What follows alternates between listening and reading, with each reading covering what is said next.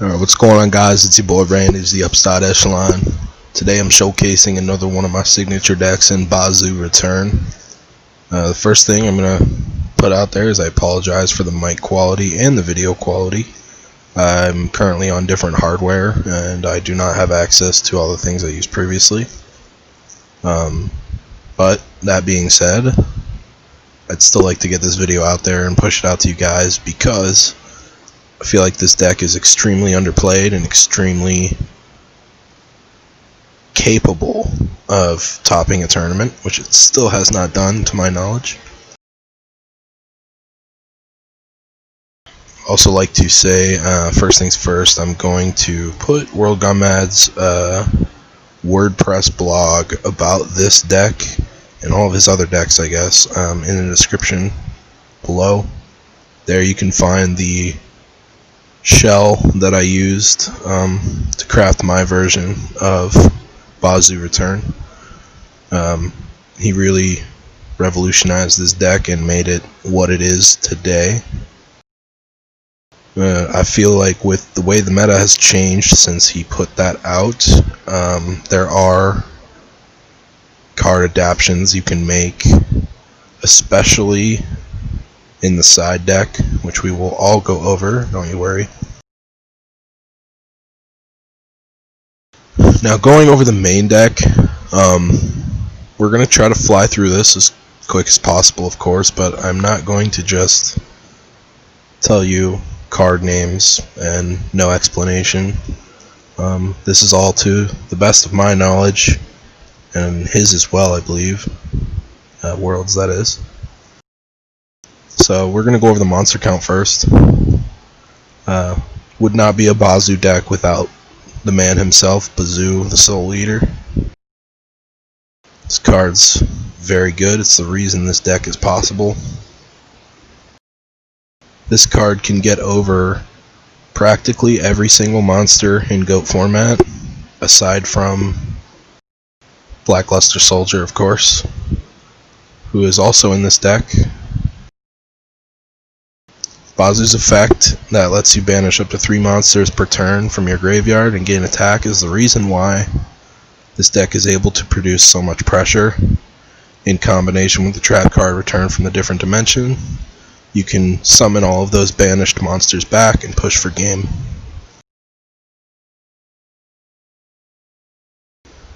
So we're going to run him at 3 copies to see him as much as possible, and for another reason that I'll go over here shortly. Next monster up is Blackluster Soldier.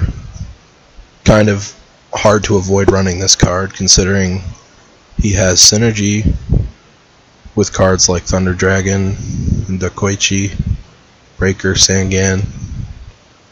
It's pretty easy to get him out onto the board. Sometimes it's brick, but I feel like the games that you don't brick with this in your opener are games that you should win. Next up we got Breaker. It's a pretty staple card in GOAT format. Lets you pop a back row to 1900 beat stick. It's one of our ways to get over Kaiku, which we'll go over more later once I talk about how the meta has adapted. Next card up is Cyberjar. This card is completely broken. When it's flipped, it destroys all monsters on the field. You reveal the top 5 cards of your deck, you and your opponent. Then you special summon all of the level 4 or lower monsters, either in attack position or face down, your choice.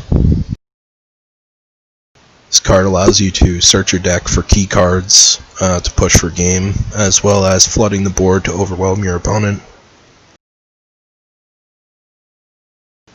In the aggro matchup versus the mirror, I probably would take this card out because it's too high risk, but against everything else this card is busted.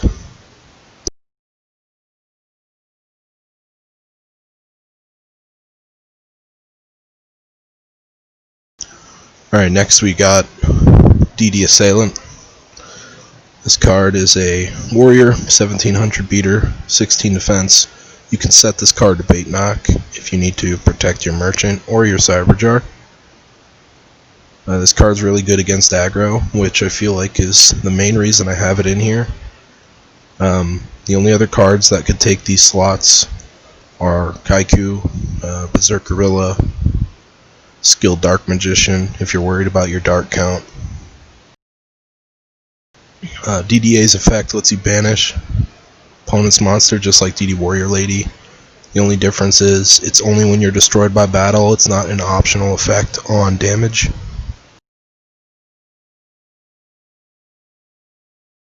Now we're not trying to play a warrior toolbox deck by any means, which is why Rhoda is not anywhere to be seen. Using Rhoda to search out DDA isn't even really a play in my opinion, because at that point you're just searching for a monster to attack with.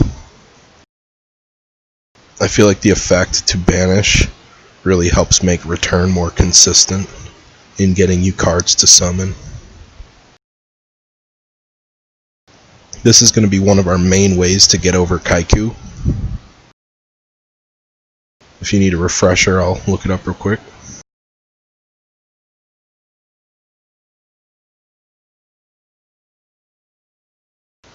So Kaiku reads, your opponent cannot banish cards from their graveyard, which normally is a card used against Chaos decks to stop Sorcerer and Blackluster Soldier.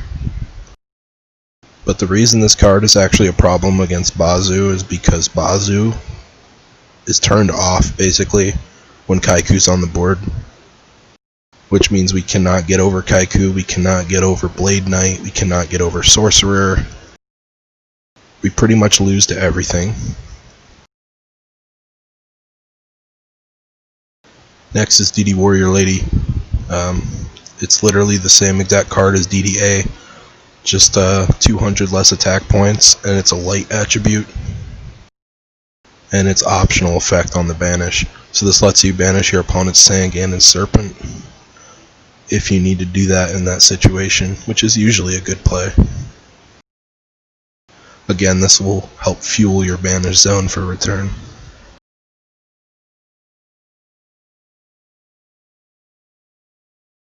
Next card is DMOC. Now, WorldGoneMaad decided not to run DMOC in his version of this deck, which I can understand. DMOC is a very bricky card. But the reason I'm choosing to run it is we have 3 copies of Merchant, which helps us fuel our graveyard for all of our monsters, which I'll go over more when we get there. But especially for cards like DMOC and Serpent, Magician of Faith, Magical Merchant is one of the best cards at getting these cards in the graveyard. And with so many ways to banish it, like Bazoo, Blackluster Soldier, and Skull Lair, which we'll go over more later, I feel like this card has a lot of potential in Bazoo Return, and I've been able to personally get it out on the board multiple times, and it pretty much gives you the game. Its effect, obviously well known and broken, can let you add 1 spell card to your graveyard on special summon or normal summon. When it leaves the field, it gets banished again, so even if they remove it, if you have another return set, you can just bring it back. Also, as a noted effect, whenever you destroy opponent's monster by battle, it gets banished. So again, this would work like DD Warrior Lady in removing Serpent and Sangan, or even BLS if you have to.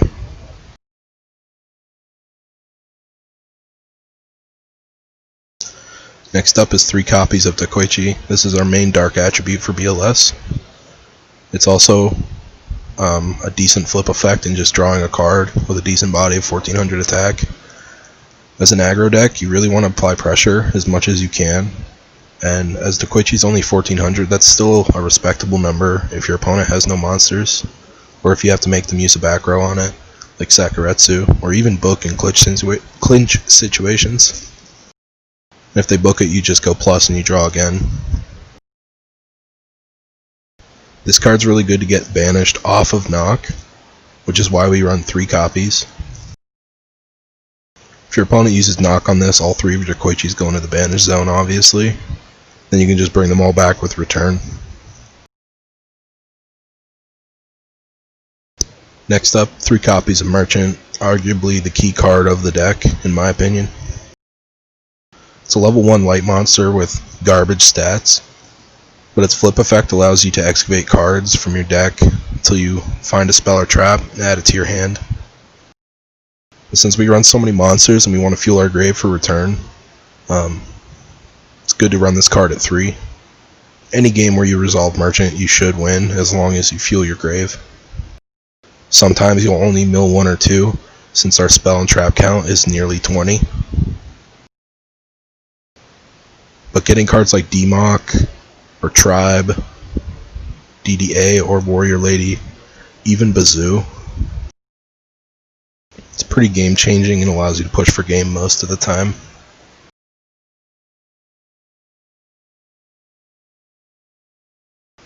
Next up is Sangan, very staple card, more staple than Breaker in my opinion. Sangan, when it leaves the field and goes to the graveyard, lets you search a monster with 1500 or less attack. Usually you're going to be searching Cyberjar off of this, but if you have Bazoo in hand and return, you might be better off just searching a Merchant to get that grave fueled if you need it. Next up is Thunder Dragon. This card helps us thin our deck, which isn't much of a problem since of Merchant, but Thunder Dragon lets us fuel our grave for Bazoo. 1 copy of Thunder Dragon equals 3 copies in the graveyard, in my view, which, going off Bazoo's effect and getting banished, pretty much lets you push for game on an open board. So long as you have return, of course. The last monster in our lineup in the main deck is Tribe. This card seems like a no-brainer at this point. Even without Premature Burial or Call of the Haunted, being able to discard cards like Dark Magician of Chaos and Thunder Dragon basically let you go plus and set up your grave. This also deals with problematic cards that may stick on the board like Jinzo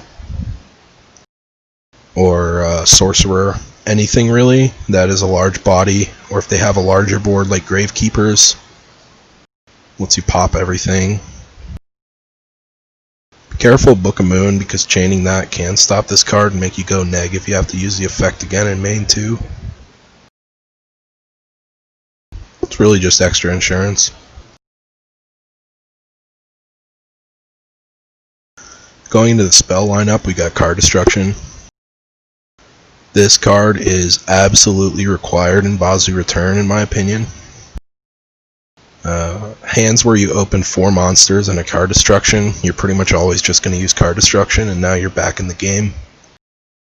Especially because you just fueled your grave, and when you draw Bazoo and return, you should be able to be good to go. This card's really good with Demok and Thunder Dragon as well, as you just go Mega Plus.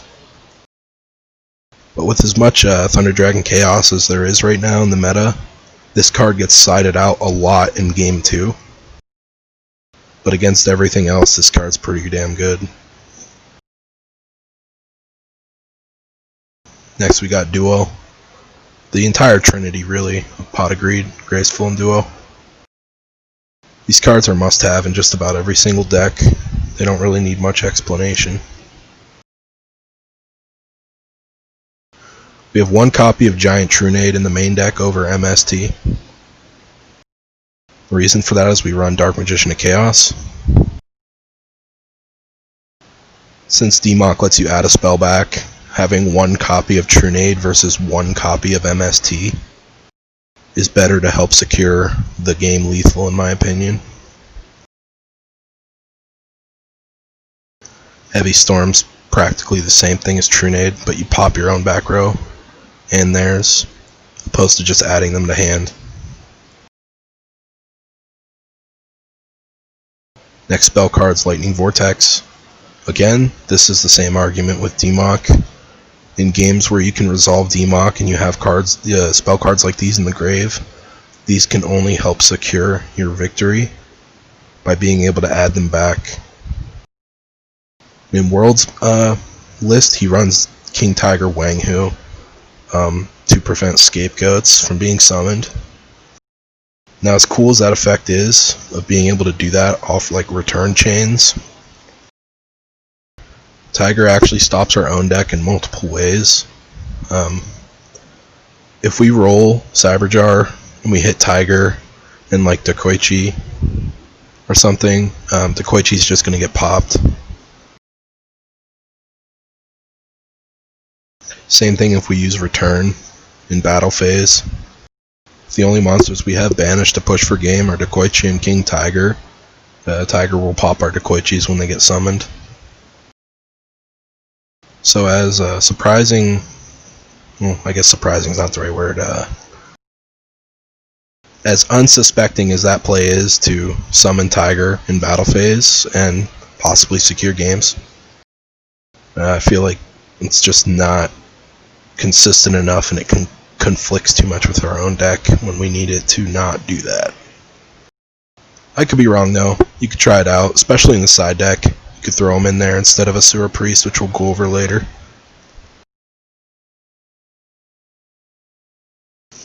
Next is Nobleman, probably one of the best spell cards aside from Trinity in GOAT format.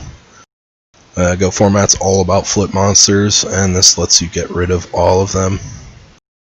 Against a good player though, they will respect this card so much as to set other cards to quote-unquote bait the knock being used early. So I'd just be careful in using it, but most of the time this card's just going to let you get insane value, especially if we're using Nobleman on an opponent's Dekoichi. That still helps set up our grave. Or Banish Zone, sorry. Alright, the trap list, we've got Mirror Force, Ring of Destruction, and Torrential. These are 3 staple trap cards that are in most decks.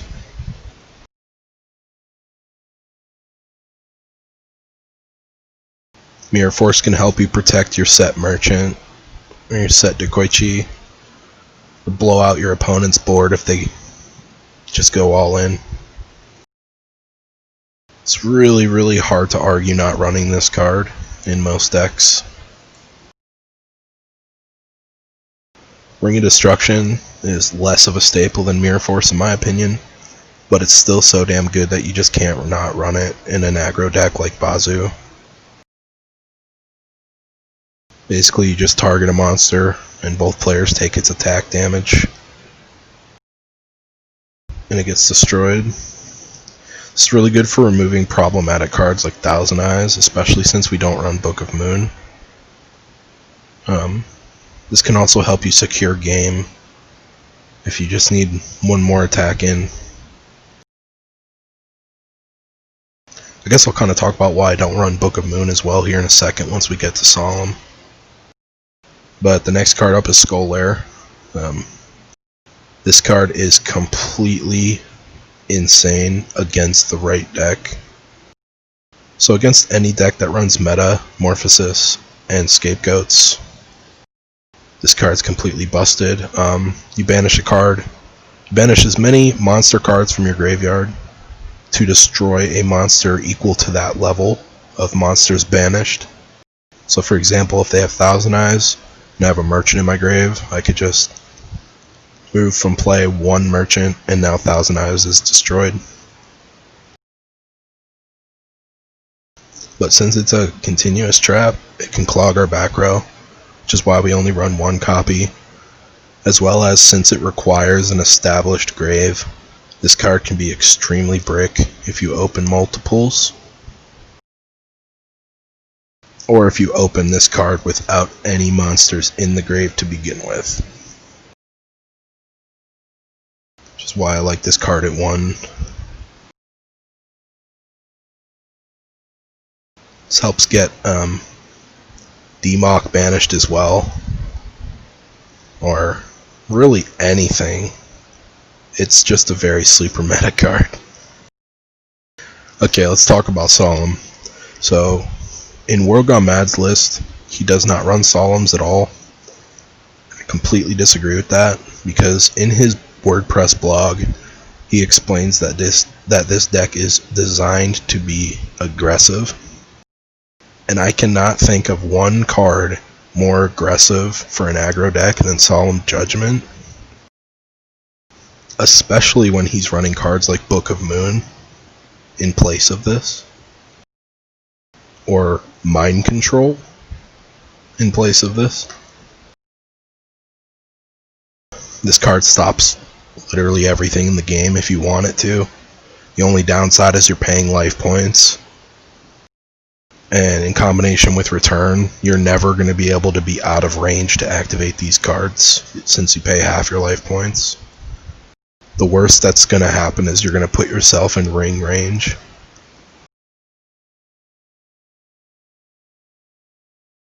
But this card especially helps secure the victory push when you're going for game.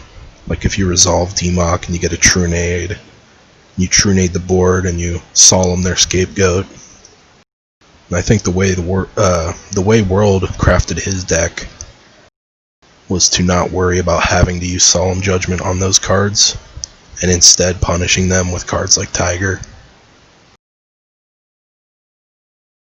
I could be wrong, but I feel like Solemn has absolutely a place in this deck.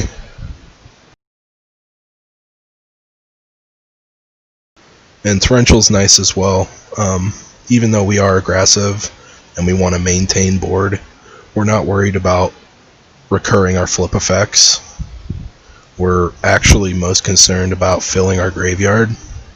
So even using Torrential on our own monsters puts them in the grave to set up Bazoo.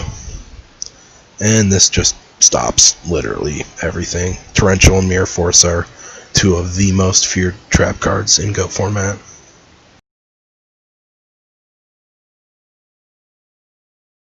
Alright, so that's the main deck. As of right now, I would not change a single card for anything. I feel like every single card has a place and executes the game plan pretty damn well.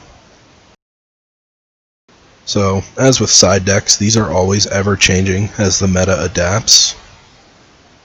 Currently, I feel like this is a very good side against all of the most common decks being played, as well as giving us enough range where we can cover stuff like E-Jar and Reasoning Gate Turbo, any kind of combo deck as well. So the first two cards up are Asura Priest, shout out Shuski. Asura Priest is a normal summon that lets you attack all of your opponent's monsters, but it's a spirit monster that gets bounced at the end of the turn. The only clash this card has is with Cyberjar, because since it's a spirit you can't summon it off Jar, but that's not enough reason for me to choose not to run this card. This lets you get through the scapegoats, this lets you get through the tomatoes.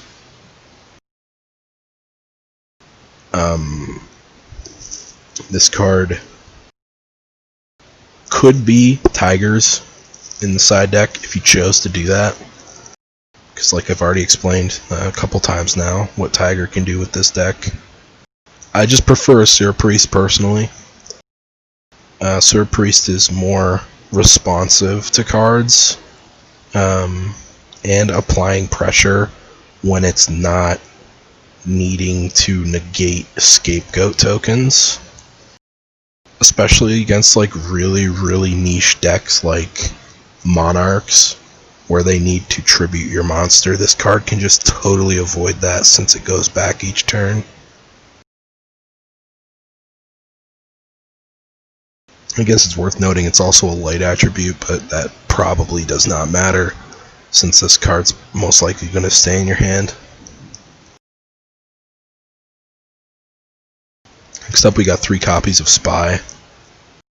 This helps against the aggro matchup immensely since they have 2000 defense.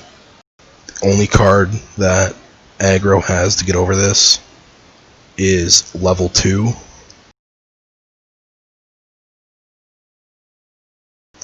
When it's face down, level 2 can pop it for free without activating its flip effect.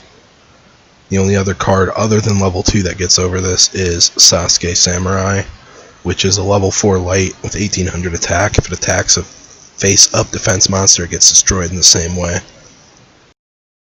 But Spy is really good because it's also banishable through knock to fill up your banish zone for return. So it kind of does the same thing as Dekoichi, but it takes Dekoichi's place versus aggro and completely fills it. You know what I'm saying? Like, I think WorldGoneMaad uses skilled Dark Magicians and Berserk Gorillas as his anti-aggro cards, but I think Spy just does the job better, honestly. It's also really good tribute fodder for cards like Mobius, which is a pretty good transition here. World uses Jinzo in his side deck for burn decks, I assume. And I'd say that's probably this deck's biggest weakness is burn, especially because we run Return and Solemn Judgment, which can put us in range very quickly to die to burn. So you might even argue you might want Jinzo in the side here, but I feel like since I'm running Solemn Judgments, it'd be absolutely silly to run Jinzo, especially since our combo card is a trap to begin with. Like, I guess if you get Jinzo on the board, Burn's gonna lose anyway, but feels like a waste of a side slot. But Mobius is really good because it pops back row, 2 of them at a time. This can come in against aggro, whereas Jinzo would not, in my opinion. And this card combos really well with Anti-Spell Fragrance, which is one of our anti-FTK cards. So against like E-Jar and Library, or even Reasoning Gate Turbo, this card forces them to set spells before they can use them. And if we have Tribute Fodder, we can summon Mobius and just pop them both, whatever cards they set, before they can even use them. And this card does not hurt our deck in any way, as all of our spells are one of staples, for the most part.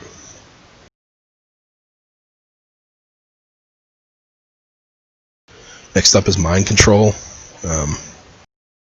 This card's especially useful right now in the meta, in my opinion, because of how common Chaos Turbo is.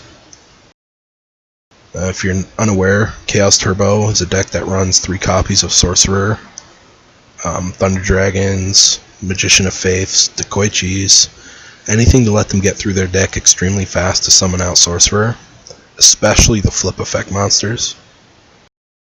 This card also is a great counter because it can take control of their Sorcerer or BLS and avoid being set down and negated essentially from Book of Moon, like if we use Snatch Steal.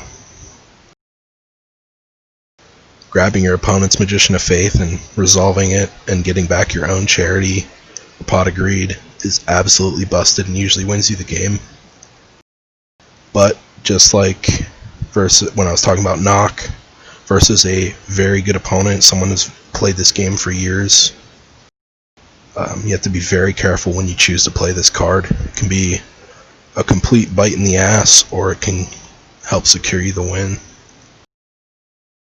And normally in these slots, with this kind of deck strategy, I would run my own 2 copies of level 2.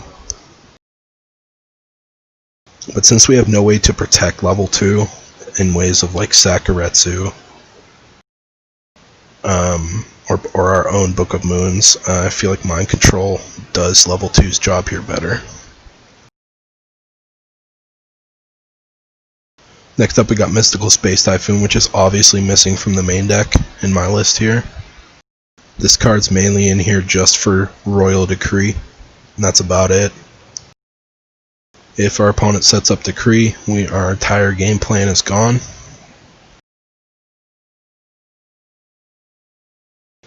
Snatch Steal. It's kind of hard not to add Snatch in your side deck if you're not maining it, especially since we have like Mobius coming in against aggro and stuff. Snatch is especially good versus aggro as well, because you can just take their own monster back and kill another one of theirs in trade, or just continue to push for game.